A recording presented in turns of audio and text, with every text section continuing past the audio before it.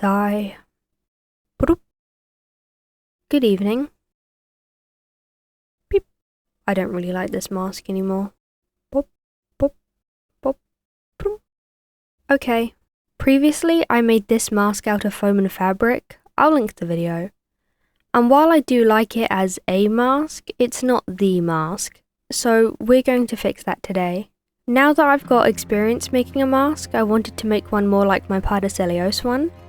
And since I've been dabbling in 3D modelling lately, I decided to brainstorm a few ideas in Blender. I downloaded this model of a human head off Sketchfab to help me visualise the scale of the mask. My first attempt wasn't heading in the right direction, so I pivoted to a 2D kind of look. I couldn't figure out how to make it curve around the face without looking stretched and deformed though. I was having trouble actually getting the basic shape right, so also downloaded this model so I could copy the structure and go from there. I set the shading mode to smooth and modelled the ears. I duplicated the model and pasted it a few times, slightly editing each one, mainly at the jaw to make it more pronounced and boxy. I did this by selecting the individual vertices in edit mode and moving them around. As the line progressed, I did try to make the ears look a little better. I placed the mask over the head model and it mostly fit. The forehead did clip through though. Before finishing up, I played around with a cutout of the mask I had drawn before, hoping that there was some way I could do some Blender modifier magic to get a result I liked. I've heard of people turning their Blender models into patterns, but that's a little advanced for me. To save money and time, and also because I think it'll be faster, I'm going to alter the first attempt of the mask instead of starting from scratch. I just hope version 2 turns out good, as I don't want to have destroyed all my hard work for nothing. So, let's quickly go through what's wrong with the current mask. And I must say, this is in no way the fault of the original pattern. I just want to bring it closer to the masks that my character has. Okay, firstly it's way too big for my face and won't stay up. I feel like the forehead goes too far back while the jaw doesn't go back enough.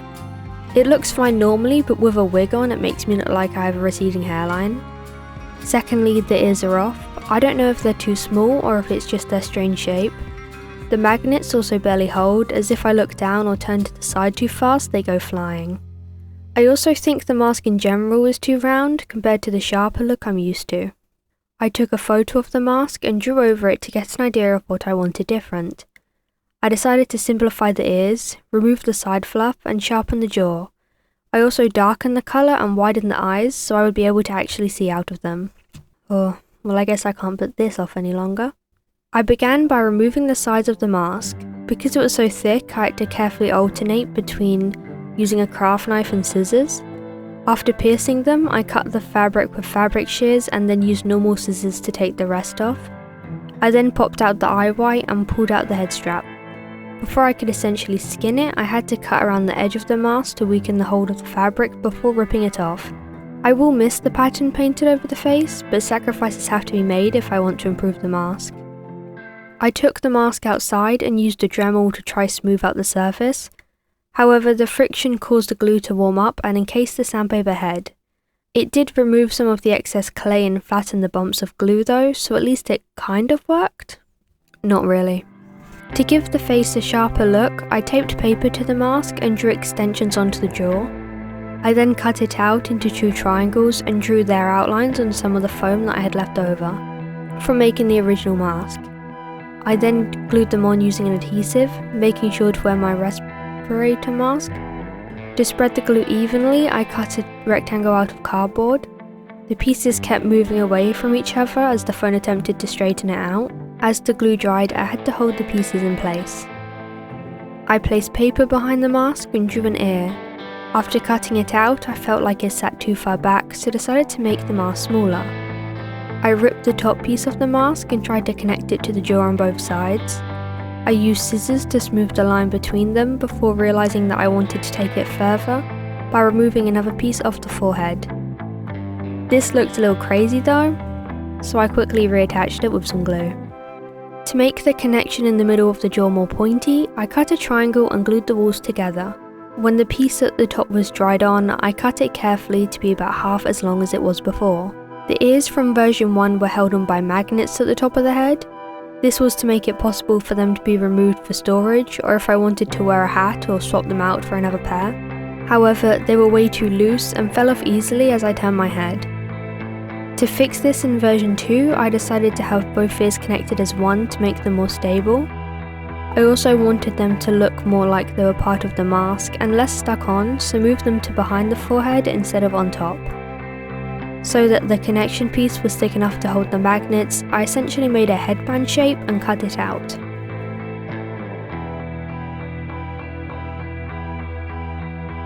I opted for 3 magnets to hold them and marked where they would be on both the mask and the ears. I added foam onto the mask to thicken the foam walls and cut holes for the magnets into them. I glued the magnets in and waited for the adhesive to dry. I then pressed foam clay in the gaps to further hold them in place. I then double checked which way the magnets pull and glued them into the ears. With the structural alterations done, I returned to Krita where I drew over the base to see how close it was to what I wanted. I blurred the mask to hide the glue lines as they were distracting and won't be seen on the final look. And then I darkened it. I filled in the eyes so I could see what shape they were. I wanted the face to be more boxy, so added to the jaw. I then elongated the eyes and removed the side of the ears so that they pointed up instead of out. I then widened the eyes at the top and bottom to give me a larger range of vision. I also removed the ears so that I could alter the face without being distracted by them. Instead of adding more to the jaw, I decided to cut straight from the point of the head to remove the curve that appeared while it was on. I cut open the eyes with a craft knife. I did this late at night and was tired, which is something you should never do. I also cut while holding the mask up. Big mistake. Okay, so it turns out I forgot there was a magnet here, so when I went in with the knife to cut it, it hit the magnet and went like the knife went up and then it went... Sorry? So I forgot there was a magnet in here, so I went through the knife and it struck the magnet and it went into my hand and... horrible times. Yeah, after that I went straight to bed. The next day I removed one of the magnets, but almost ripped through the mask while doing so as the foam was too thin there, so I had to leave the other one in. I decided to use the same material again to cover the mask, partly because I like it and also because I need to hide the bumps all over the outside. This time I'll leave it unpainted to preserve the rich black colour it has. Gluing from the nose outwards, I attached the fabric over the mask. The first attempt went wrong as I was running out of fabric, so was really careful for the second. My goal was to apply it as one smooth piece. To keep the fabric pulled in place, I stuck pins all around the edges of the mask. This was harder than when I made the version 1 mask, and I suspect it's because of all the old lines of glue on the surface. After getting it on the best I could, I moved on to the ears. Now, for the ears I was more relaxed, as only the front had to look good. I glued fabric down on both sides, making sure the direction of the fabric was travelling down to meet the mask. This material looks different in the light, so if the grain was angled differently on the ears, then the mask would look a slightly different colour. I then trimmed around the foam and folded the fabric over the sides.